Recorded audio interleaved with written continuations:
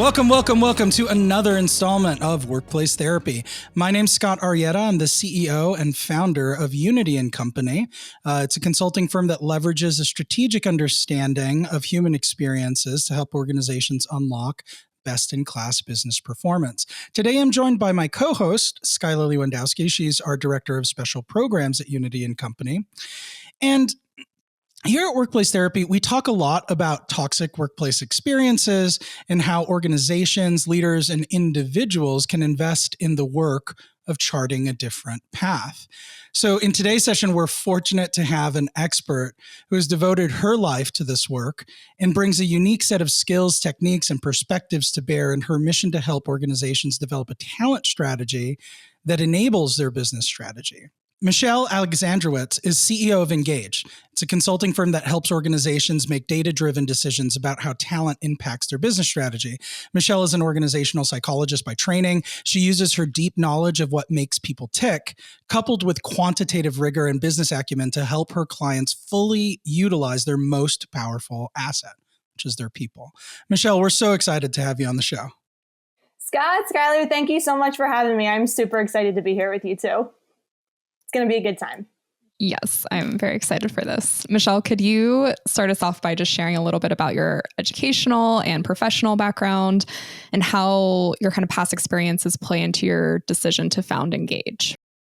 Absolutely. So my roots are in psychology. I started my career as a therapist and as a clinical psychologist. So I started working in nonprofits, in behavioral community agencies, private therapy, counseling sessions.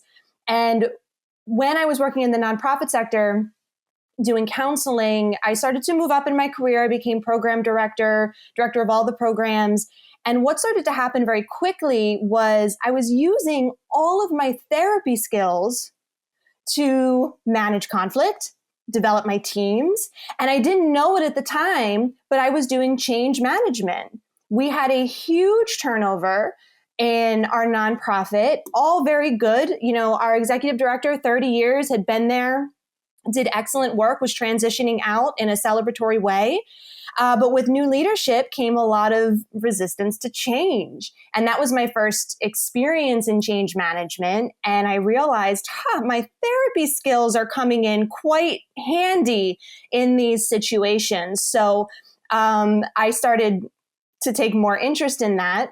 And what propelled me even further in my education is at this program, I was trying to measure the impact of our program. Was our program having an impact? So I did this big attempt at research. We collected like 400 pre and post surveys, separated it by, gender and age. And we did all of this stuff. And it took months of work. And when we were finally at the very end at the analysis part, I remember looking at a 4.2 and a 4.4. And I thought, well, one of those numbers is bigger than the other. But did we make an impact? Did we have a change? And I didn't know the answer to that question. So that propelled me to pursue more education. I went the clinical route for a little bit in PsyD, in a PsyD program, got even more experience in education in the clinical world. But when it came time to apply that stuff to the work industry, the PsyD program was like, no, you can't study that. So I had a decision to make. Do I keep furthering down the clinical path, or do I switch over to organizational psychology? So that's when I switched over to organizational psychology and got a degree in positive organizational psychology and evaluation, which gave me the tools to learn how to measure people and programs that support people. Most times when we measure, we have easy numbers, dollars, counting amounts. But when it comes to people, the metrics are very different. You have validity issues. So long story short, all of that work in organizations kind of led me to how do we measure success, particularly around people, and how can I merge the world of what I learned in psychology and bring some of that into the workplace to make lives better for everyone, essentially. It's such an interesting career path, Michelle. And One of I wanted to just kind of highlight a couple of things about what you just said. So Skylar and I recently recorded a podcast episode on change management and why so many organizations just freaking suck at it, right? And like the root cause in our estimation is that we underweight the psychological impact of change. It's not really scoped into the execution plan for the way that most organizations navigate change, which is like naive at best and counterproductive at worst, right? Because it's like you are rolling out your change to people. People are emotional beings, right? And so the psychology of change is not only germane to change management, but I think it's the most critical piece is understanding that piece. And that brings up my second point, which you mentioned this with regards to, you initially pursuing your doctorate in psychology, and how you found that there wasn't really like a willingness or a receptiveness within the constraints of that program for you to apply the things you were learning at the organizational level. And then I see a similar friction at the organizational level with the resistance to open themselves up to studies like psychology and integrate those learnings into the way that they engage with their people. And I'm just wondering if you have any perspective on why that might be. Like, why do we have like the institution of academia not wanting to cross the waters into organizational psychology? And why do we have organizations so resistant to like well-founded and well-substantiated study of human behavior when they're, trying to like mobilize and galvanize a bunch of humans? It seems like a really important piece of that work. So I don't know, like I'm interested to hear your perspective on that. Yeah, I have a lot of thoughts on that. And I think to start with the business world, I want to give them some credit because I think when we look at the past 10, maybe 15 years now, they have adopted a tremendous amount. Maybe not everyone, but we have seen a huge uptick in organizations saying, yeah, let's measure our engagement. Yeah, let's measure our burnout. Yes, let's, even things like switching from talking about human resources into talent management. They understand the power of language. So I think there has been a very positive and very open reception to this work because the truth is, as soon as the researchers were able to pin it to the bottom line of, hey, your revenue is directly impacted by the way that you treat your people, that automatically wakes everyone up and they become more open. Again, not everyone, but generally I have seen an overwhelming positive pattern of openness to this stuff. That being said, I think there is still a pretty significant gap that exists between the researchers in the academe world and business. And I think that gap is application. I think when we live in theory land for too long, the theory, I think people genuinely believe in, but the CEOs and the leadership look at you and go, okay, how do I do that? How do I make my teams more resilient? Yes, I want them to be resilient. I see the article. I want it. What does that look like? What will it take for me to get there? And I think that's why I founded Engage, because I have roots in the application of what this stuff actually looks like. It started in a one-on-one session in therapy, but that was my first exposure to it.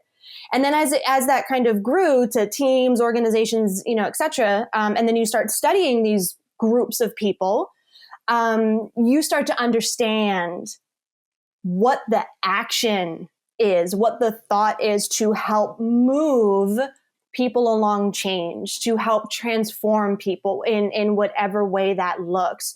So I still want to be hopeful. There's fascinating research happening all the time, and I'm grateful to still be connected to some of that. But the challenge is, how do we apply it? I've had so many people say to me things like, mindfulness is great, cool. How do you want to apply it in the workplace? And they have a hard time answering that. And it is a hard question. Let's, be real about that. It is difficult to figure out that application. But that is the challenge. How do we take theory and make it applicable in a real setting, really? And I think that's the nature of our work, is figuring that out, because it's different for everyone. 2 plus 2 always equals 4 when it comes to numbers. You put 2 people in the same situation, you get 2 reactions or 2 experiences every single time. And that's what makes this work so difficult. Michelle, I think that's a fascinating point about just kind of the differences between like ivory tower academia and like organizations maybe being on the other polar end of that spectrum, being completely focused on execution mode and not so willing to invest in more conceptual things. And in my experience, what I found, and this is just kind of an observation, is I feel like organizational decision makers are used to a fairly one-dimensional mathematical formula for their business cases, right? I think like as data has become more and more prevalent, easier to access, you have entire disciplines like marketing, for example, which used to be almost entirely about creativity and feel, and you validate it through back-end results. Versus now, it's really kind of reduced to funnel analysis and conversion rates, right? And it's a very linear mathematical equation. And I feel like the addiction to that level of quantitative insight almost paralyzes organizational decision makers from pursuing things that deal with the harder to quantify aspects of human behavior. And so the thing I'm really excited about that you bring to the table at Engage is that you have the organizational psychology and therapy background, but you also bring to bear this emphasis on data and quantification of results, right? And really, I think that's the missing ingredient to really get adoption at the organizational level. So I'd love to kind of like peek under the hood and dig a little bit more into that. I want to know like, what are the main types of engagements that you do at Engage, and how do you marry the quantification of these results as well as your training into one cohesive offering? So I think, when I think about some of the solutions that I have, and I loved how you use the word addicted to results, that sparked something interesting. And it's true, I guess we kind of get tunnel vision a little bit. What's the revenue? What's the EBITDA? What's the thing that we're chasing after? And there's nothing wrong, right? But the sacrifice is innovation and creativity. And not that every organization has to have that component, or maybe you can argue that that does have to exist in some varying way, different at different organizations. But the interesting thing when I do my data solutions, the data solutions aren't necessarily always about what is the thing that's going to increase the revenue. I'm trying to answer questions like, what is directly impacting your people? What's making a difference in their lives? So I'll give you an example. One of the first tools I built with Engage was an engagement survey, because I utilized an engagement survey in other capacities, and the scales were great. The analysis was subpar, because really all they gave you was descriptive statistics, which means what's the average engagement rate? So you might get rate of your engagement rate is 78%. What does that mean? So then we start to compare and say, well, we're better than this place and not as good as that place. So that's the only kind of baseline we have. So I got so frustrated with that. They weren't even able to tell me if there was a significant difference between last year's score and this year's score. And from a statistical standpoint, that's a very simple test to run. So what I did was I built an engagement scale that is predictive in nature and not descriptive. So what I started to look at was I broke this scale into 3 different sections or parts. And the first part are behaviors. What are the clear behaviors that are happening in an organization that contributes to the middle part, which is engagement and burnout? Now, research has told us that the higher engagement and the lower burnout, the better your results will be. But what we're not figuring out is what directly contributes to that. What are the behaviors that contribute to that? So those are the answers I'm trying to figure out. So that way, when I look at an engagement scale, I can, take a survey and I'm able to say, hey, your leaders need more autonomy. And here are the behaviors that came up as directly impacting those engagement and burnout. And then I took it a step further and I said, okay, let's look at the relationship between burnout and engagement and some of the longer term impacts. Turnover is a huge one that we measure. And the other one I started measuring is collective identity. Because with collective identity, that is a long-term variable and impact. But the more connected I feel to my team and the more I feel like I belong here, the more ownership I have over this business and more ownership over the metrics that are going to get you to the revenue and to the ROI that you are trying to do. So the tools that I build are not necessarily trying to say, like, get to the revenue, right? But I'm painting a picture of your people and your culture. And I'm able to say things like, these 3 behaviors directly contribute to X, Y, and Z. So now you have something to focus on. And now you can do a very targeted response to what is happening in your world, in your organization's world. Do you ask specific questions on burnout? Because that was so interesting to me, because I remember taking engagement surveys multiple times before, and I've always been asked, like, what is your level of engagement? Or like, are you happy? But I've never been asked, like, if I'm actually tired or like, so like what questions do you ask around burnout to actually help organizations understand this? Because I think a lot of organizations too think the opposite of engagement is burnout, which I don't think is necessarily true, but maybe you could explain that relationship a bit more. Skylar, I love that you said that. And I didn't know you read minds. That's very impressive that your team can do this. So one of the early research ideas or concepts said that engagement and burnout are parallel to one another and they are opposite. And I don't believe that at all. Because when you look at certain populations, and the populations that for me come to the surface are graduate students. Guess where I learned that piece of information? Graduate students, teachers, and health work professionals. There are other groups, I'm sure. Those are the first 3 that come to mind. Those groups of people tend to yield very high results in engagement, despite the fact that they also have incredibly high levels of burnout. So typically you see an opposite. Your burnout's down when your engagement is high, but there are populations of people that experience both being high. And we're not looking at that. So when I ask questions about engagement and burnout, for burnout, there are 3 main components that we're looking at. And the first is emotional or physical exhaustion. Now, this is exhaustion above and beyond the norm. So if you wake up tomorrow at 5 a.m., you pull a 12-hour day real hard, and then at the end of the day, you have to run a 5K. I don't know why, but that's what the schedule looks like tomorrow, right? Are you going to be tired at the end of the day? Yes, you're going to be exhausted.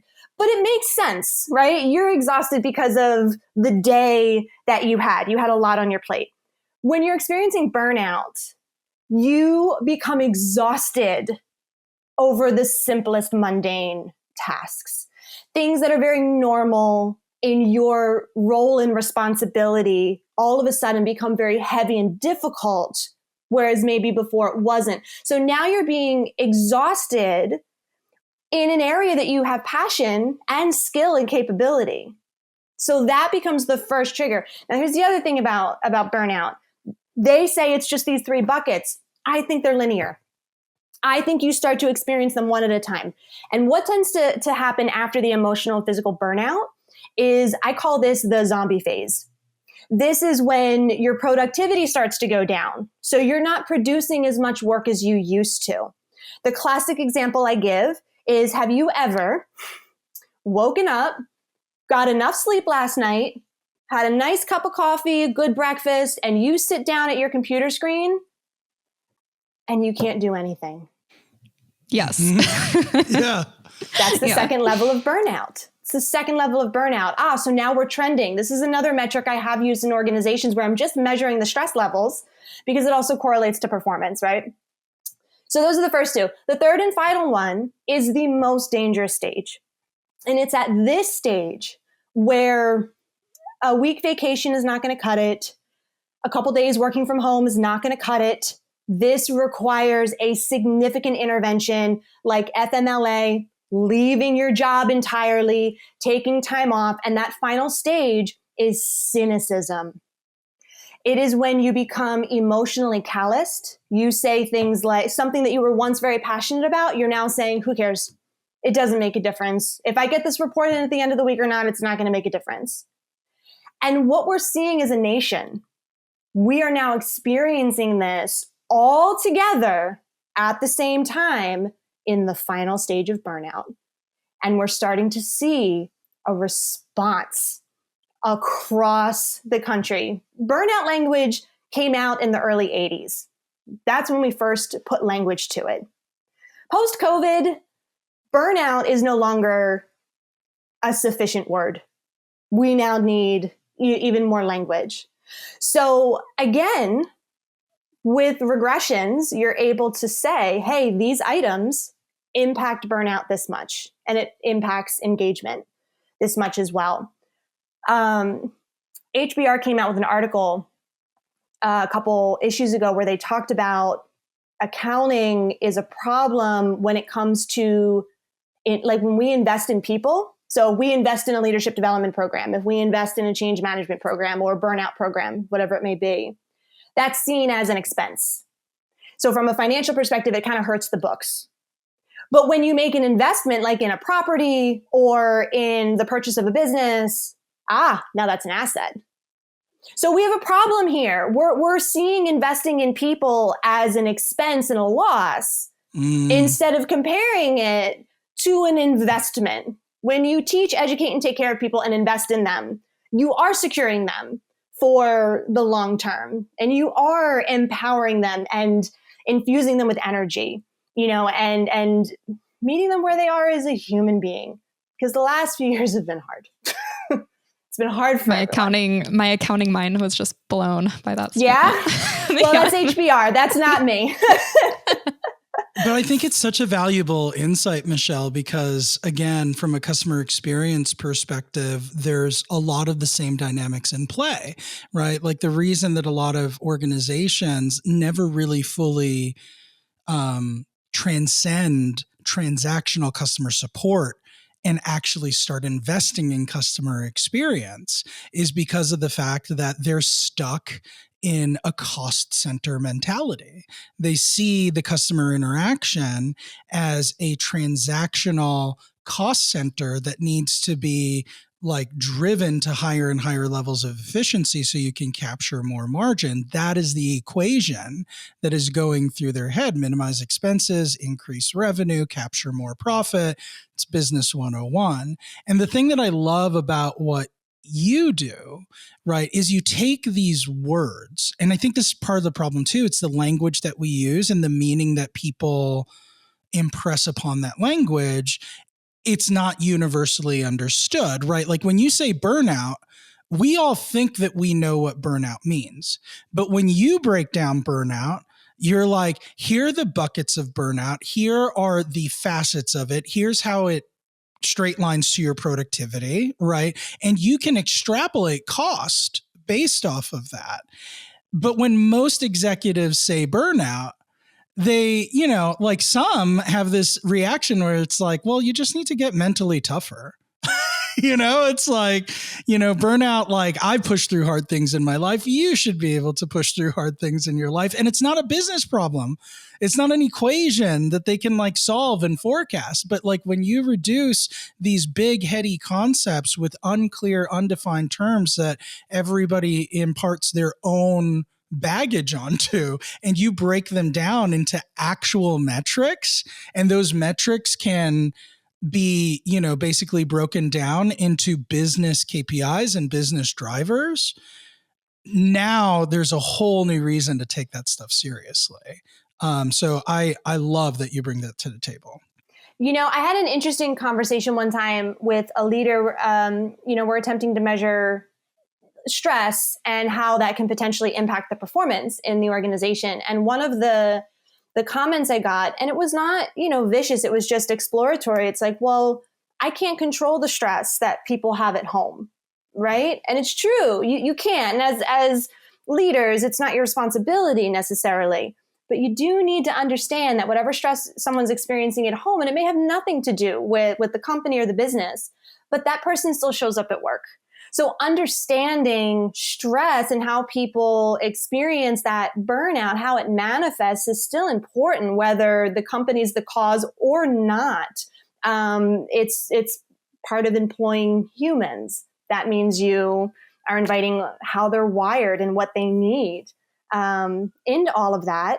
And then you have different personas that respond differently. So to be able to have that language around all that, I think becomes a lot of the work that we do. 100%.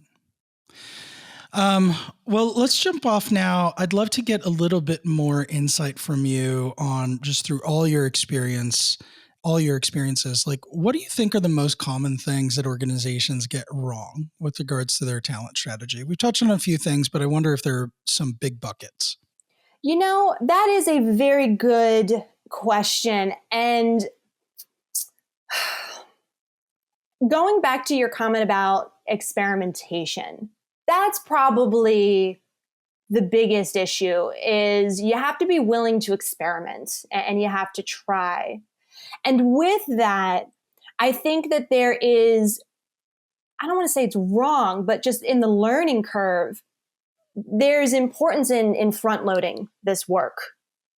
So I think when things get problematic, maybe it was because we didn't prepare as much on the front end. That's when I get the phone calls about change. That's when I get the phone calls about our leaders are not up to par. And I think more and more, I'm starting to be intentional with my clients around having those conversations of how are you preparing your people for fill in the blank? Because we do it from a business perspective. We do market research. We, collect all of the data and information before we make, a big purchase. And I'm not suggesting that doesn't happen at all, but perhaps we might be underestimating the amount that we need to do on the front end. Because when things aren't problematic, it's not at the forefront of our mind to, hey, let's spend money in this area that's not a problem, right? And there's a logic to that. But of course, trying to address a problem in the middle of the problem is a very different intervention than when you're addressing it on the front end of things. And you will always pay more money when you have to address it in the middle of the crisis. I think we all understand that. So I think that's where the hesitation comes, is if there's no problem, if we don't have a big issue, then we don't invest in the people or the tools or the skills. Managing people and being a person requires tools. Any other job, the quality is often directly impacted by, do you have the proper tools? And as I talk to managers and I ask them, what are your tools that you have to deal with people? I think the answer comes up short a little bit. So what are the tools? How do we put those tools in people's hands before stuff hits the fan? On the front end. So equipping and investing on the front end, I think, is what I'm learning very quickly. I think that's such a great insight. I also love the analogy or the parallelism that you draw between equipping somebody technical with tools, right? And also treating the leadership and people management component of your job as a facet that requires tools in order to do effectively. Because, I've worked with organizations for long enough, you'll spend 6 figures on SaaS procurement, right? Like a new project management software, new CRM lifecycle software, and you spend it willingly and make a huge upfront investment in implementation and all that stuff. And then you struggle with adoption. And the thing with SaaS integrations is they rarely go the way you think they're going to go based off of the business case or the initial pitch. And so lots of companies have spent lots of money implementing tools for the more technical kind of quote unquote hard skills aspects of the job. But I do think that we still have a long way to go in reframing that similarly as an investment in the quote unquote soft skills, which I hate that term, but soft skills roles for people leadership. And like one of the things that we see at Unity working with organizations all the time is that managers almost universally feel ill-equipped, right? Because they get promoted because they're doing a good job at whatever technical thing they were doing. And, oftentimes people think, well, great, like you can mentor and transfer your knowledge to other people. And that's the single dimension that they're looking at when they promote somebody to a leadership position. But, really, like we all know through the work that we've done, there's so much more to it than that. And somebody who is a superior individual contributor does not necessarily make the best leader for that team of individual contributors. And if there's any hope at them becoming a great leader for those ICs, you got to invest in the tools and equipping that leader with the things that they need to really diagnose the complexities of dealing with humans and because the playbooks are different on an individualized basis, for everybody that you end up managing and leading. And I think like that's why a lot of organizations shy away from a full investment in it, because again, it's not linear, right? It is very complicated. It is very nuanced. But it's also very necessary. Yeah, Scott, there's a lot of self-work that has to happen too in leadership. So a lot of the leaders I work with, they're very self-aware, and they come with experiences of having gone to these programs and experiences and coaches and things like that. And they see and understand the value of it, and they are excited to implement that, right? But you can't force someone to do that self-work. You can invite them, you can tell them how important it is, but that is a huge component of managing other people. It's understanding who you are and how you're wired. May not be how your team is wired. And we talk about this and we understand it to be true, but man, the manifestation and understanding just a difference of approach to the work, is a huge aha moment. And again, there's language and tools out there to help us have those conversations. But at the end of the day, we got to do that self-work. When I was in grad school, one of the questions they asked me, and this was, I think, when in the application process, I wasn't even in the program yet. One of the questions they asked me was, what is it like to be around you when you're angry? What'd you say? I don't remember. It was like 20 years ago. But I bring that question up because you're not asking how do you feel when the question is, how do other people feel when you are angry? Now, let's be honest. Let's be real. How many times you've been angry at work? We all have, because work is difficult and it triggers our insecurities and it triggers our fears, because when you're doing difficult work, you get frustrated. How do you respond to that frustration? And what's it like for the people around you? So when you're a leader, I'm not saying you got to stop whatever that reaction is. I'm saying you need to know what it is. And you need to understand like what your triggers are, how you respond, how do you calm down, how do you get, like all of those facets are vital, and we try to invite people to reflect on those things. That like when we do our programming, I do the best I can to ask those hard questions. But again, I can't force anyone to do that work. But I would argue it's required if you're going to lead people through difficult times, through even joyful situations. What's it like to be around you when you're full of joy? That has less harm implications, but it's still asking the root question of how do you respond in situations and what experience happens for the people around you? And if you're responsible for those people, there's not an answer, because remember, 2 + 2 always equals 4 in numbers, but not with people. Not with people. Totally. So having done that work, man, it's so necessary. Yeah, I love this concept. And I wonder if we could take it to an example. So how do you see that most leaders respond and make people feel during a big change in the organization? Because I think that's where leaders, and we've talked about this at the beginning of the episode, that change management is where leadership just drops the ball in terms of communication and language. So how are you seeing that leaders, react and make other people feel that they could maybe become a little bit more self-aware on? Well, everyone's different, right? So my response is going to be different than your response to Scott, and et cetera. So think about the different personas, and this is where tools come in. DISC is a great example. 4 personas of DISC. Predictive index is fantastic. It has analytics in there that help us understand how we respond to risk, how we respond to change, and the different characteristics that play in that. So you might have one group that buckles down hard, and they become these drivers, like, come on, like, let's go. And then you're going to have other people that are going to respond with more empathy, right? Like, it's okay. We're going to get through this. Like, let's just stay together.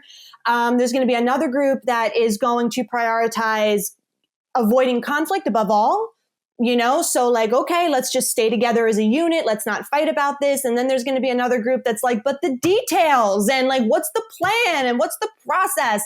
And the other group is like, who knows? We just got to start moving. So again, and I'm sure we could add to the list.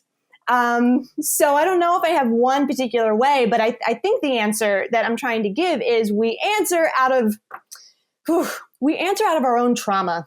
Whatever challenge you've been through in the past is often the way that you will respond in current conflict, perhaps in different varying ways, right? Like I'm not saying that a small conflict is going to trigger a huge trauma response, but this is why it's important to look back at the pain points in your own life. Look back, think to yourself, what are some of the major changes that I've had to go through personally? How did I react to that? What were some major pain points that I've experienced in my life? How did I deal with that pain? How did I deal with that grief? Do I avoid? Do I hide? Do I fight? Right? Do I flee? Like, so now there's another set of responses that we're talking about. And again, kind of the theme of the conversation, this is what makes it so complex, because people are complex, but people are also fascinating. And out of that complexity come the most incredible solutions. And this is why I'm in this game, because nothing great happens, I believe, in isolation. I don't believe that one person can do the thing, do whatever. We value the individual and we celebrate the hero, but in my opinion, the value always comes from the collective whole. The whole is always greater than the sum of its parts, right? Totally. I think the same can be said just in general of humanity. Like, what is one of the defining characteristics of us as a species? It's our ability to create communities, right? And to galvanize those communities towards common objectives, right? And like, we have this in all, in all societal groups to some extent. I do, like, my perspective has been kind of evolving over time, because I think I've told you this story, Michelle, in the past, but it's like I come from an Asian household, right? I'm first generation born here in America. My parents were immigrants. And I think in Eastern cultures, especially Asian cultures, it's a lot more common to have implicit and explicit expectations about placing the community over the individual, right? And here in the United States, it seems like we have a collective identity around individualism, right? And, and like we have this kind of like rebel, like underdog kind of like mentality, which I think was, it has its roots in the way that we became a country, and it's, and I'm not saying that one is right or wrong, but I do think it's, from my experience, like trying to reconcile the two halves of myself, it has been harder to kind of reconcile this idea of community within the capitalist American context, because of the fact that we as a society really value the hero's journey. Like, we value celebrity, we value individualism, we value,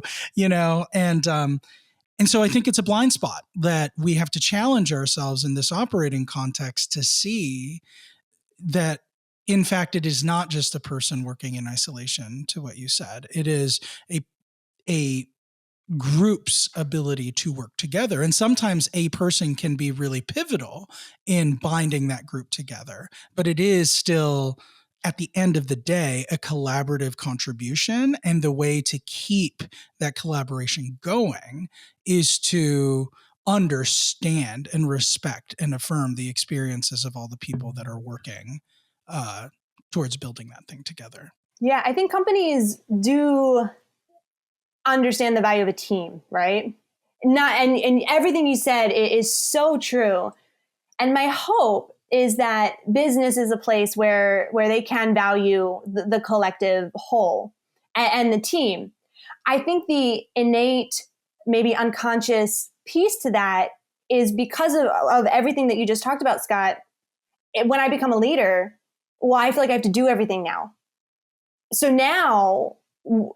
the other phone call I get is my leaders are stuck in the day-to-day and they're not leading strategically, right? So I think you might be tapping into something there that's about that transition into leadership. It's really about understanding the power of the team, and that maybe you have been given part of that power to lead and harness the power of that team. But I think there is something you're hitting on, because we maybe as leaders, there is this overburdens of like, it's all me. And it's like, no, man, like it's the group, like it is all of you together. And there's learning in that. And there's nothing wrong with that learning. That's a very normal, natural thing to have to learn. And I would argue we learn it over and over and over again. So in 10 years' time, I'm going to have a new insight and lesson about managing teams and people that I don't have today. And that's not a bad thing. That doesn't make us anything negative other than just we're all in this journey and learning. Absolutely. Oh, Michelle, I could talk to you for hours about this stuff. But I think that's just incentive for us to have you on the show in the future as well. I think now would be a good time to jump to our lightning round. So the rules of the lightning round are simple. We're going to ask you a series of questions that we ask of all of our guests here on the show. Some of them are business related, some of them are not. But you get 30 seconds to kind of give your response just off the cuff, and Skylar will guide you through the lightning round journey. So Skylar, hand all right, are you going to hold me accountable to the time? Yeah. I'll show you. Yeah, sure. I'm gonna be watching my watch the entire time just to add the pressure to you. Okay. All right. Ready, set, go. Who is a leader that you look up to and why? Okay. I have two for you. The first one is Leslie Knope from Parks and Rec. Nothing takes that woman down. She's so positive and so determined, and like the craziness that she is constantly up against, she somehow lets that stuff roll off of her back. So she's someone that I will look to when I need encouragement or inspiration. The other one is real, and I might be a little embarrassed to say this, but it is Tim Gunn. Tim Gunn of Project Runway. He is the resident mentor. He wrote a book. I loved it.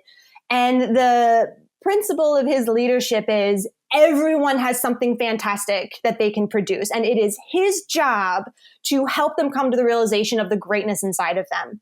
And I have watched him deal with crazy personalities, and he is still kind, encouraging, empowering, in their corner with them, right? But I've also seen him hold boundaries too. It's been very rare where he said like, hey, you crossed the line and that's not cool. But I take a lot of my coaching inspiration from Tim Gunn. I love that. The Airbnb I'm staying at actually has like one channel basically, and it's Project Runway. So I've watched maybe every season now of Project Runway, and I've never seen them before. And I was like, wow, Tim Gunn is like my idol now. So I totally agree with you. Yes. I love him. He's a good one. All right. Next up, what is your favorite bucket list, or like your bucket list vacation destination, and why? So it's not so much the location for me, it's the experience. One of the things, it's been on my bucket list for quite a few years now. There is I don't know what to call it. There's something in the Caribbean where you go on a 10-day sailing trip, And part of that journey is they teach you how to sail. And at the end of that, you have some kind of license or certification, or, I don't know how that world works, but I think I want to explore the ocean. I have a very healthy fear with the ocean. And As I think that I really, yes, exactly. So I think I want to understand it more.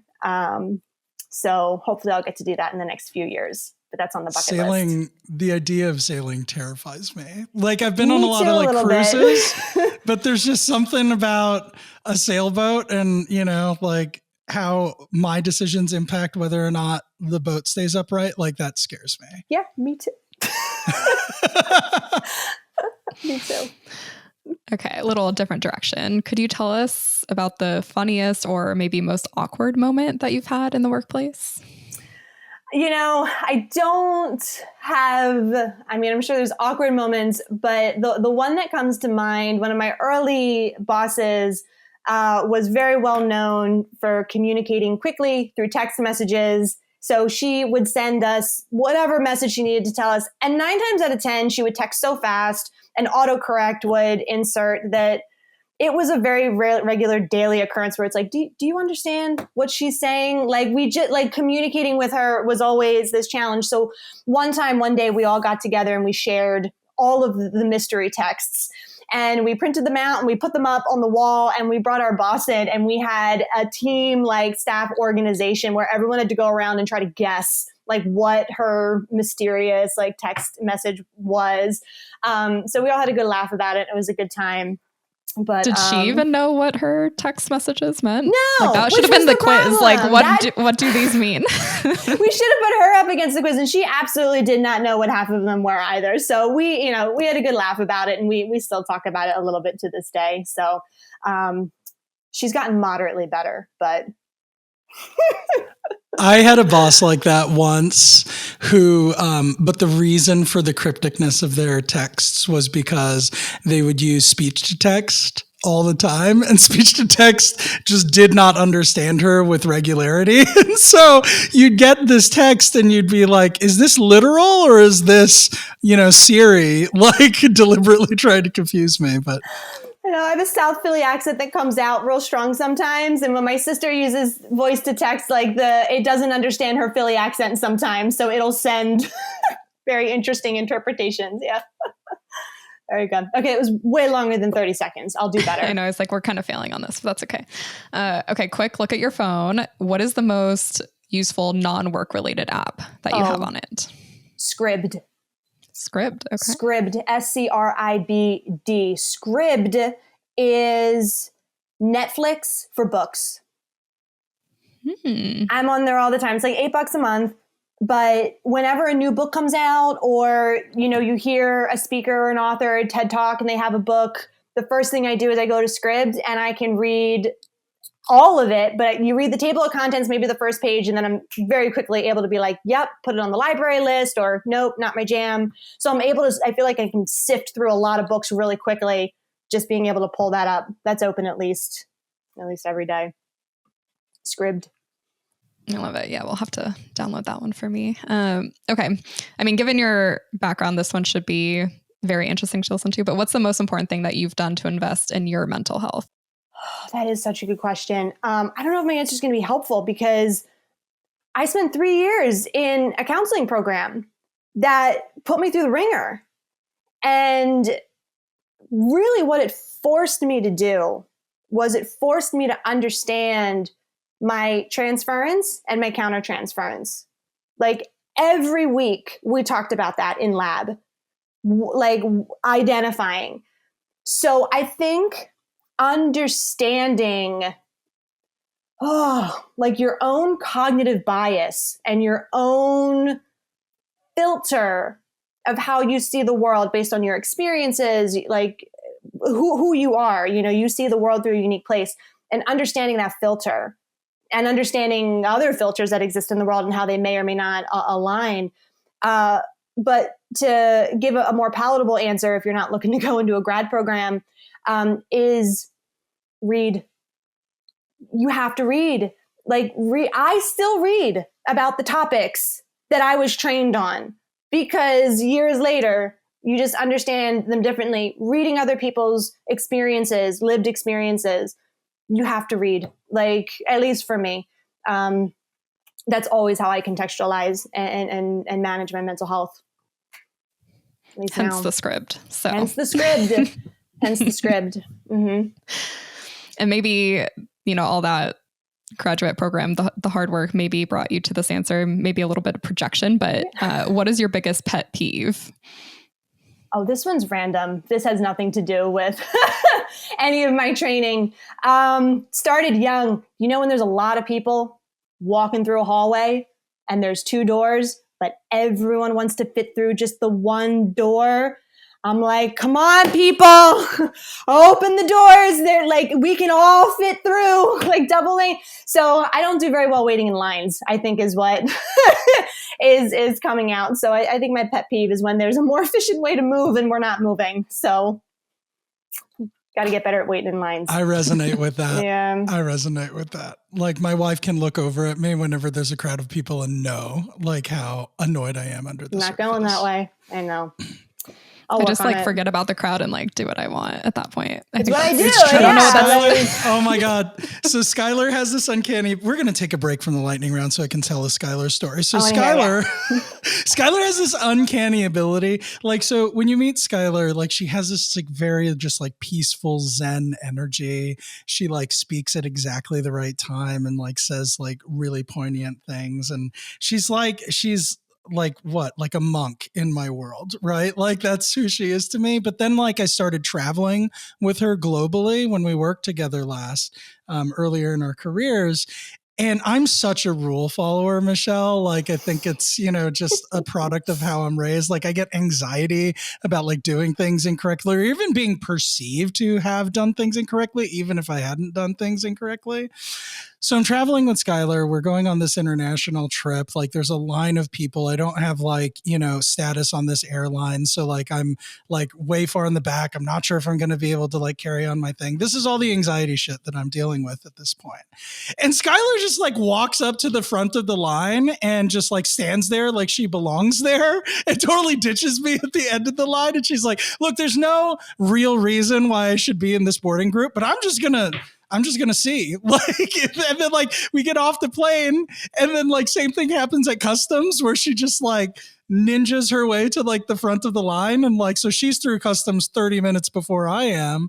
And I'm like, what is this skill you have? I mean, it's really just not giving a shit about about lines. I was like, you could have stood with me. And I know. She tried to give me a pep talk and I was like, I don't know. I have a lot of anxiety about doing this. And she's like, all right, I'll see ya. She just leaves me there. But anyway, Skylar's my spirit animal when it comes. I like your style, Skylar. Like your style. Yeah, we'll make all the lines more efficient, or at least I'll just be more efficient at the lines. So that was my take. We need more people like you. She's going to be the change that she wants to see in the world. So all right. Yeah, that was way over 30 seconds, but that's okay. Okay. Sorry. So what piece of literature or art has most shaped your perspective on life or leadership, whichever one? Okay, here we go. I came prepared for this. So, a lot of it has to do with, not a lot of it, some of it has to do with understanding the brain. The more I understand how the brain works, the more I understand life and why we make the decisions we do and why we perceive and see, etc. So I read this book by Daniel Siegel called The Developing Mind. And it is all about how we are neuroplastically connected to everyone around us. Talks about family, it talks about addiction having the ability to be passed on and then doesn't after addiction. It really helps us understand just how connected we really, really are. It was the most powerful. I have another one that I want to share. And this is I think this is the book I've bought the most for people. It's called Braiding Sweetgrass, Indigenous Wisdom, Scientific Knowledge, and the Teachings of Plants, Robin Wall Kimmerer. Not a business book. It's a book about plants. But let me tell you, this woman has challenged the way I think and view the world. And I think when we think about books that shape us, we have to choose books that challenge our perspectives and give us new things to look at in new light. And this book does that through nature. And it helps us understand what does connection with the earth look like and how is that counter to the world that we live in. And it's not saying one is right or wrong or bad or good. It just makes you think about how you engage. So a lot of books about connection, a lot of books about the brain, and understanding who we are as people. We need to understand who we are, not just, me, Michelle, but as human species. So books that help me understand the human experience more. Those are two of many books. I love it. We'll link both of those. And then final question, what is your mission in life? So I kind of alluded to it earlier. I really do believe in the power of teams. I really, really do believe that the solutions that we desperately need in our world will only come from strong teams, people that know how to connect, communicate, and build on the power of their strengths and their differences to come together. So that's why I do a lot of the work I do around teams, because I believe that's where goodness and greatness is going to come. And more than that, or beyond that, or in addition to that, fun. It's one of the values for our company. And I don't say that to be silly but life is tough, man, and work is hard. And I think we have to find some kind of brevity and joy and fun, in the work that we're doing together. So as we figure out how to come together as a team and make the impact that we're trying to do, I really do believe that there has to be some joy and some fun and brevity along the way. So I'm helping to contribute to that work as much as I can. I love that. Well, Michelle, thank you so much for spending some time with us today here on the podcast. I think that about wraps up the session for today. So if you're listening and you're an organizational leader and you're intrigued by the work that Michelle does and the things that Engage can do for your business, Michelle, is there a best way for somebody to reach out to you and contact you if they want to explore what an engagement with y'all would look like? Absolutely. So, I exist on LinkedIn with a last name like Alexandrowicz. There's not a whole lot of us out there. So if you ping me on LinkedIn, you'll get me. Our website is engagementdata.org. And my email is michelle@engagementdata.org. And I'd be super excited to have a conversation around what's going on in other people's organizations. That's awesome. I think any organization would be so fortunate to work with you and benefit from the insights that you bring to the table. We'd also love to hear from you if this is content that you're really interested in, or if you think you have something to share to the Workplace Therapy audience. You can reach out to us at info@workplacetherapy.net. Okay, until next time, we'll see ya.